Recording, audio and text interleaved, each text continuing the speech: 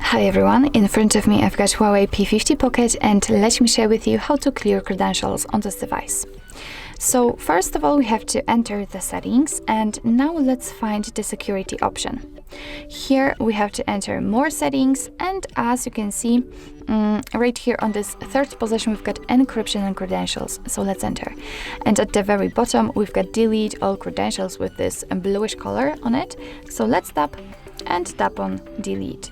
As you can see, if you've got any kind of screen lock, so the pattern pin or password, your device will ask you to enter it in order to confirm the whole step, so let's do it.